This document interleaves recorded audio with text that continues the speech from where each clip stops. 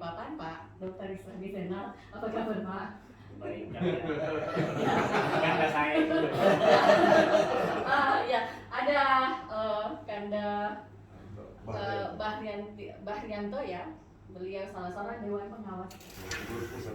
Ya, dan juga adalah pengurus IKA Universitas Hasanuddin, pengurus pusat. Ya, ada Pak Mappa Bali. Beliau adalah salah seorang selain ketua IKA Unhas Samarinda, beliau juga adalah salah seorang pengusaha yang terkenal di Kalimantan Timur. Ya, Pak Isradi didampingi oleh Wakil Rektor 1, Pak Manase, Wakil Rektor 3, Pak Rahmat Rusli. Ya, pagi ini saya didadak menjadi host ya. Saya sendiri Andi Suraya, staf ahli Rektor Universitas Balikpapan. Mungkin bisa dimulai dari Pak Rektor Universitas Balikpapan. Silakan. Ya, selamat datang dari Pak Ketua Yayasan. Saya pernah diskusinya ya. Silakan Pak. Ya, terima kasih. Assalamualaikum warahmatullahi wabarakatuh. Waalaikumsalam. Selamat datang pada Pak Menteri yang berkenan berkunjung ke kampus kami. Ya, beginilah keadaan kami dan support ke depannya seperti apa supaya kampus kami lebih mentereng lah paling tidak di IKN seperti itu. Tapi kalau kita belum bahas masalah ketahanan pangan, ini menjadi sangat hal yang menjadi pokok di dalam pembangunan sumber daya manusia juga perlu, terus kesejahteraan masyarakat juga itu menjadi lebih penting. Dan mungkin itu saja yang saya sampaikan. Ucapan selamat datang kepada semua yang hadir, baik itu dari Ikatan Keluarga Unhas. Selamat datang semuanya di kampus kami. Ya, semoga ini berkah bagi kami semua. Terima kasih. Ya, sambil minum barangkali Pak Ketua. Jadi hadirin, Terima kasih. sebagai tuan rumah kami sampaikan bahwa topik hari ini yang akan disampaikan beliau adalah tentang pangan. Alasannya ada beberapa. Yang pertama, bahwa di indikator kinerja utama perguruan tinggi itu semakin ada pembicara dari eksternal masuk, kemudian dengan bobot yang tinggi, nilai perguruan tinggi semakin tinggi. Jadi kedatangan beliau ini berkat satu karena menambah aktivitas kita. Yang kedua, yang selalu saya ingat itu 2019 masih menteri, itu sempat-sempatnya diwawancara terkait IKN dan beliau ngomong ketahanan pangan, ada konsepnya itu. Terus saya sudah sosialisasikan juga sama. Jadi kita di IKN itu ada sekitar 20.000 hektar disiapkan. Terus karena beliau ada jejak, saya sudah sampaikan kepala beliau ke soal beliau ini. Terus yang ketiga, saya juga sudah saya kenalkan wakil bidang kerjasama. Terus lanjut sama masyarakat sini juga, dia ingin tetap ada petani, ada pertanian. Itu dia sempat datang ke sini juga, saya sampaikan Pak akan datang. Terus topiknya tambang pertanian dan energi, karena memang keduanya beliau artinya. Jadi kemarin itu skenario nya bicara pertanian di sini, bicara tambang di Mbak. Dia ada di umur, karena tidak jadi dulu kita ada di sini. Terus yang ketiga, bahwa beliau ini tokoh yang komplit, sangat komplit. Kenapa? Sebagai akademisi dia adalah doktor, ya. Terus sebagai pengusaha dia adalah konglomerat, sebagai birokrat mantan menteri, sebagai satu lagi ketua IKA Unhas. IKA Unhas itu anggotanya salah satunya Pak Jika juga, jadi luar biasa ini tersebar dan dari Sabang sampai Merauke. Dan satu hal lagi, ya ini termasuk ganteng juga itu, sama dengan rektor juga. Oke, silakan Pak Ketua. Terima kasih. Assalamualaikum warahmatullahi wabarakatuh. Ketua Yayasan saya banggakan, Pak Rektor yang saya hormati, Pak Wali Kota dirinya, seluruh ketua pemerintah yang saya hormati, saya cinta. Aku terima kasih nih undangannya. Ini suatu kehormatan Pak Ketua Yayasan, Pak Rektor. Ini mungkin yang kesekian kalinya kami kunjungan ke perguruan tinggi. Memang kami sering mendatangi beberapa perguruan tinggi Indonesia untuk sharing bagaimana menerapkan namanya triple helix, pentahelix sekarang, macam-macam dan seterusnya, sinergi antara birokrat, pengusaha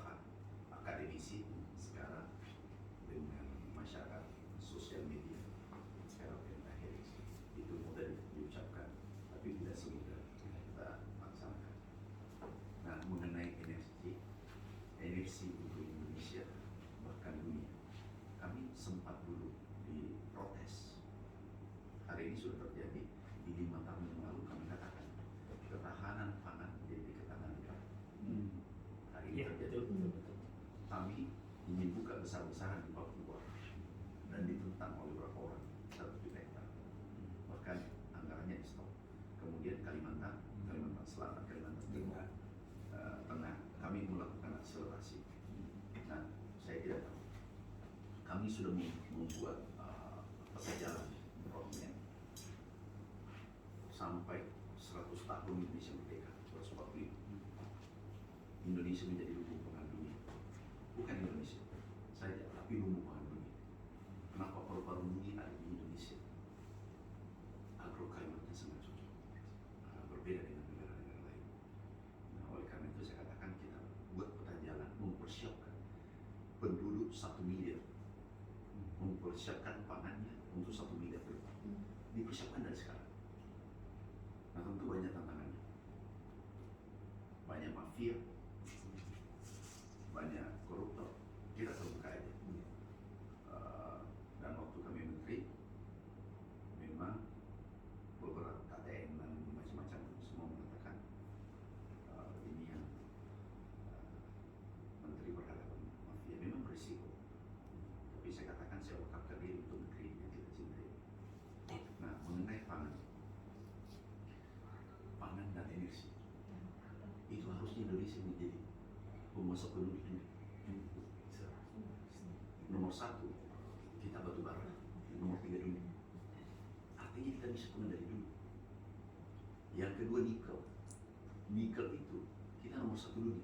52% nikel ada di Indonesia. Dan 52%. Dan masa depan, energi untuk masa depan adalah nikel. Nikel itu ada kopal dan seterusnya, ferronikel dan seterusnya.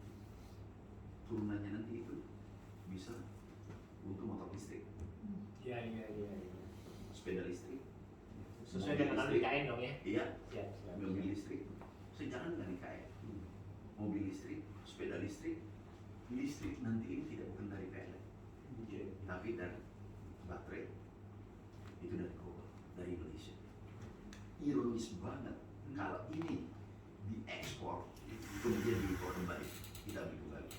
Itu nilainya bisa 10 sampai 100 kali lipat. Nah, kita ini teknologi kita sudah mumpuni, sudah cukup. Nah, baru satu sisi nikel, batu bara. Kita juga penguasanya nomor 3 dunia. Artinya kita bisa menentukan regulasi atau kebijakan tentang dunia energi dulu. Saya katakan Rusia dong Pak. Betul. Lebih dari Rusia. Siap. Lebih dari kita nomor 1 nikel, nomor 1 sawit. Makanya pernah kami tanda petik ribut dengan beberapa negara Eropa.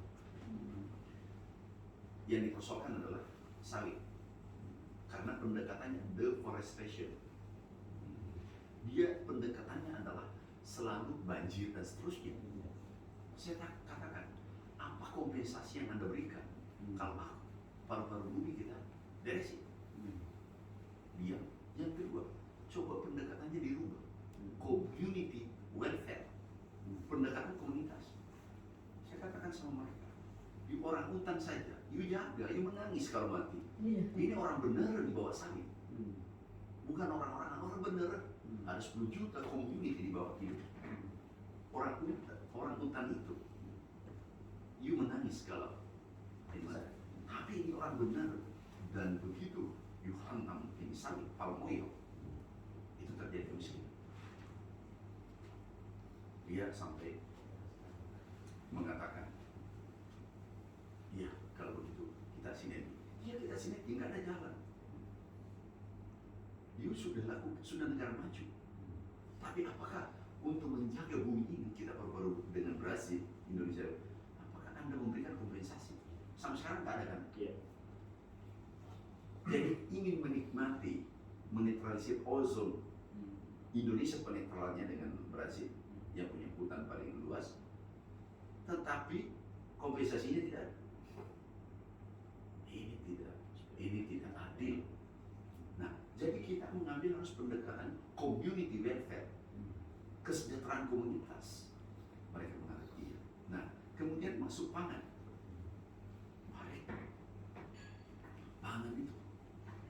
kecil kalau mau menyelesaikan saja IKN dunia. Karena ada lahan rawa 20 juta dan kami sudah buat 20 lawan Pak. rawa 20 juta tidur. Kalimantan Selatan, Kalimantan Timur, Kalimantan Tengah, Sumatera Selatan, yang kecil Sulawesi Selatan. Kalau ini kita garap, itu mampu menghidupi 896 juta orang. Tambah Ini 270. jarang dibaca di bukunya. Iya. 1 miliar. Iya, siap. Persoalannya mau apa tidak? Pernah wali kota bilang, Pak Rektor, mau apa tidak? Persoalannya ini tidak mau. Ini birokrat kita dengan birokrasinya terperangkap dalam kepentingan pribadi. Dan bukan karena saya tidak menteri menyampaikan ini. Waktu menteri saya sampaikan. Waktu menteri kami sampaikan. Dan alhamdulillah saat itu swasembada sampai hari ini. Kita swasembada sampai hari ini. Ini pertama dalam sejarah. Pak Harto dulu swasembada 84 November itu masih impor 414.000 ton. Karena yang dikatakan swasembada impor 10%. Hari ini penduduknya 2 kali lipat. Dulu 100 juta 2 kali. Kita bisa swasembada. Artinya kita mampu. Memang berat. Karena kita berhadapan bukan orang kecil. Sudah terstruktur impornya, siapa mengimpor, koleganya siapa dan seterusnya. Inilah yang kami hadapi dulu. Nah, ini terlalu kecil. Tapi yang terpenting ke depan adalah Uniba ini. Aku bangga dengan Bapak. Meletakkan fondasi. Ini amal jariah. Yang katanya isi surga nanti itu isinya yang paling banyak adalah guru. Apalagi yang punya yayasan. Karena semua nanti mahasiswanya yang mahasiswanya yang mengajar ke mana-mana itu amalannya dikirim kepada yayasan rektor, guru-guru. Nah, harapan kami memang harapan kami besar kepada Uniba. Kalau bisa dia terdepan dan persiapkan dari sekarang. Anak-anak kita, dosen-dosen kita dipersiapkan dari sekarang. Jangan sampai nanti banyak atraksi nanti di sini. Pasti banyak atraksi membangun gedung tiba-tiba yayasan. Pasti diincar oleh perguruan tinggi luar negeri karena sudah bebas. Kalau perlu Bapak join cepat perguruan tinggi terbaik 100 terbaik dunia. Monash University itu sudah masuk di Jakarta. Langsung join. Tetapi yayasan ini masih kalau bisa masih tepat dominan. Nah itu saran saya sebagai pengusaha. Kesimpulan kita energi kita bisa genggam dan bisa mengendalikan dunia melalui pangan, batu bara, nikel. 3 ini kita mengendali dunia. Nah hanya saja karpet merah terkadang diberikan kepada orang luar, tapi karpet rusak kepada orang pribumi bangsa sendiri. Nah, ini yang keliru.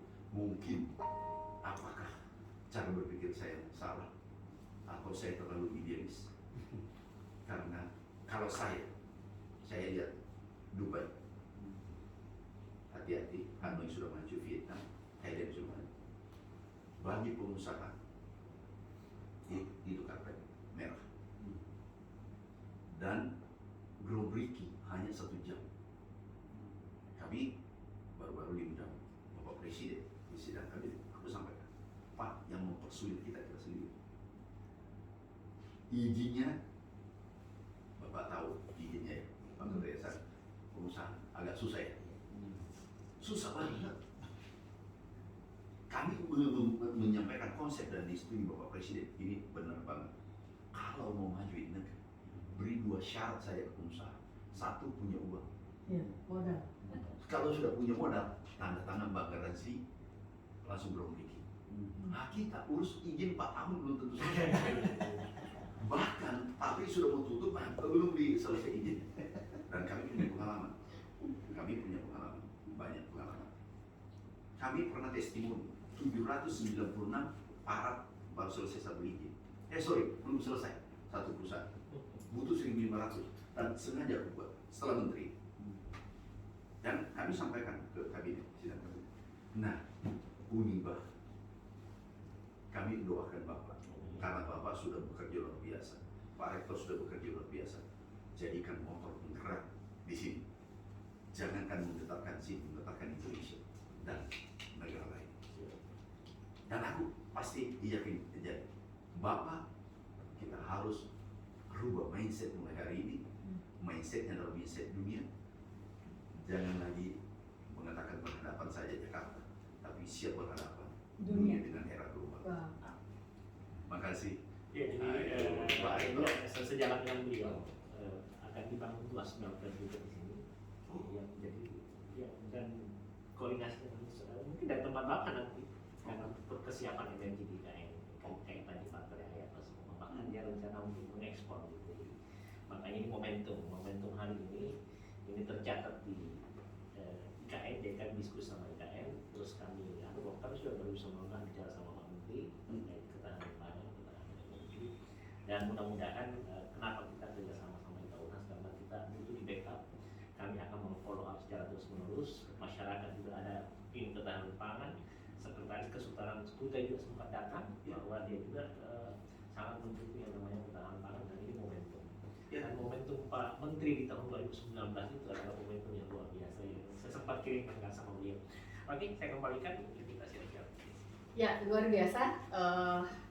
Singkat, padat, dan sangat jelas ya bagaimana konsep seorang Pak Dr. Andi Amran ini tentang ketahanan pangan adalah ketahanan negara. Ya, untuk selengkapnya beliau akan memberikan kuliah umum di hadapan Sivitas Akademika Universitas Balikpapan. Ya, baik, sekian sementara untuk podcast kita pagi ini. Salam sejahtera untuk kita semua. Ingin aja sambil ngopi dulu sebentar.